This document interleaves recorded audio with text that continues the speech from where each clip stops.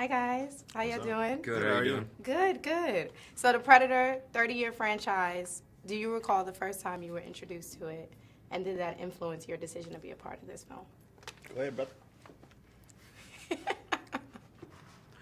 I love you. You pass these along quite a bit. You pass these along all the time. I feel like you should sit over there sometimes. Like just in the middle, you're like a therapist to us. And how do you feel about this? Man, answer her question. What was the question? You heard it. I did. Did your introduction My to the introduction Predator? was when I was a kid. I got a lot of brothers, like a lot, probably too many. And so we would go watch movies all the time, and we'd come home and we'd play whatever we saw. And I saw Predator, and When did you see it? when? Yeah. Oh, bro, I was a kid. I don't know. Yeah. You know what I mean? Yeah, But I didn't see it in the theater. Gotcha. Right, it was at the house. So so we rummaged through the closet, and we used to have this. You remember those old Rasta beanies that had the dreads? Do you know what I'm talking about? Do you know what I'm talking about? Yes. So we had that for some reason in the house. We had all these costumes in the house. My mom, because it was a lot of us, so my mom just gave us all costumes. She was like, just go away, Yeah. right?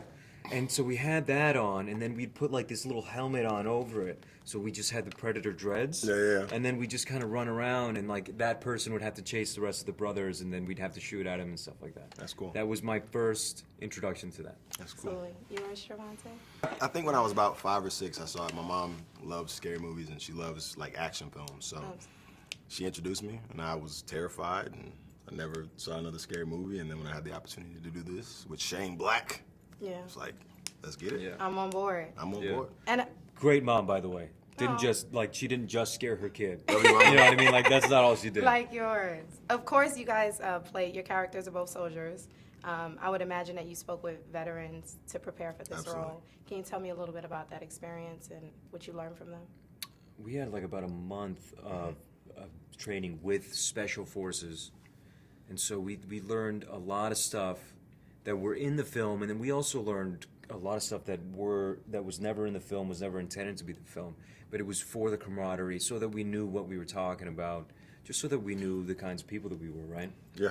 And that really helped out a lot. And then they were on set, making sure that we were doing what we were supposed to be doing, so that everybody.